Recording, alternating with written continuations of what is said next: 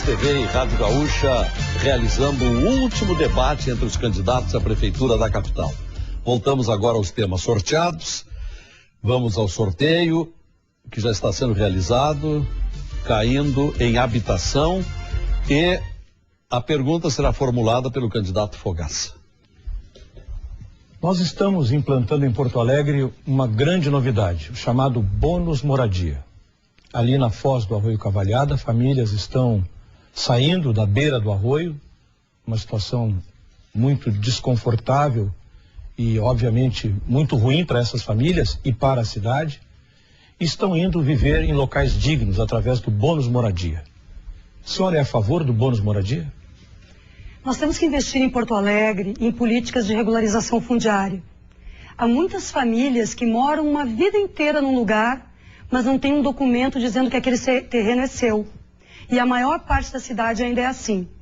A Câmara dos Deputados e o Senado aprovaram recentemente o Estatuto da Cidade, que permite indicações no sentido da reforma urbana e da regularização fundiária.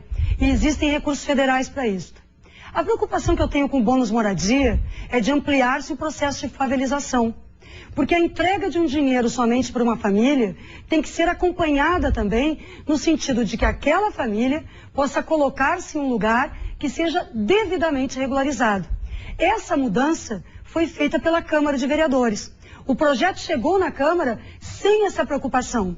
Portanto, eu quero saudar a Câmara de Vereadores que fez as mudanças, a nossa bancada que apresentou ideias e todos os vereadores, e tratar da reforma urbana e da regularização fundiária como um todo. Até trazendo também medidas compensatórias de empreendimentos da cidade, porque as negociações com o Barra Shopping, que fizeram as contribuições para toda aquela foz do Arroio Cavalhada, foram feitas em governos anteriores da Frente Popular. Nós pensamos em fazer mais isso, em trabalharmos mais, mas volto a dizer, tem um compromisso com as vilas da cidade, com as comunidades, pela regularização dos terrenos dos senhores e das senhoras. Réplica. Quando nós chegamos, não havia o projeto do bônus moradia. O que havia era um projeto de retirar as famílias em bloco dali e levá-las para um outro lugar. No entanto, essas famílias não querem viver longe e não querem se afastar do seu emprego, não querem se afastar também dos seus familiares, do lugar onde vivem há tanto tempo. O modelo que nós encontramos do programa socioambiental antigo estabelecia esta total impossibilidade do deslocamento das famílias. Nós tivemos que criar uma alternativa, criar um outro modelo, um modelo que agora foi aprovado pela Câmara de Vereadores em Porto Alegre e está em plena vigência, produzindo resultados, chamado bônus moradia. A deputada se enganou. O dinheiro não é dado para as famílias. O recurso é dado diretamente para o vendedor. As famílias sequer tocam no dinheiro. Elas recebem um acompanhamento, elas escolhem o local onde querem viver, a casa passa por um exame rigoroso da nossa equipe de apoio. Depois disso, a família então é para lá transferida com toda a integridade documental e jurídica. Este bônus moradia recebeu desde logo uma rejeição. Só foi aprovado muito contrariadamente pela bancada do PT, depois de muito debate e muita discussão. O bônus moradia veio elevar a habitação em Porto Alegre. Melhorar o projeto é uma obrigação da Câmara Municipal. Eu fui vereadora 2 vezes e acho que os vereadores cumprem a sua missão. Agora, o mais importante, quando a construção civil vive um momento importante no Brasil, é que façamos construções de habitação popular. Porque a questão é que Porto Alegre tem um déficit de mais de 40 mil moradias para baixa renda, para 1 até 3 salários mínimos.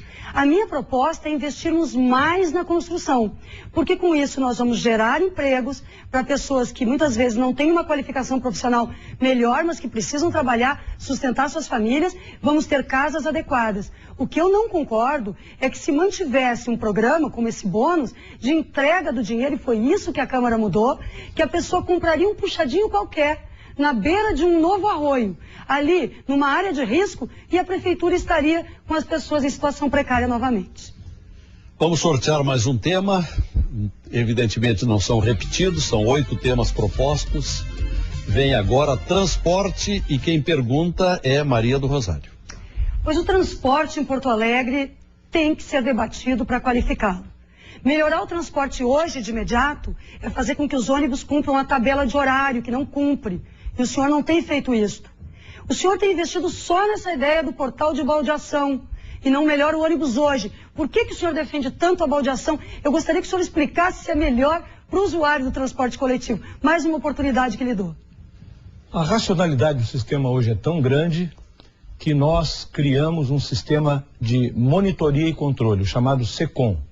São 12 câmeras que existem na cidade, acompanhando o trânsito e acompanhando o sistema de transporte público.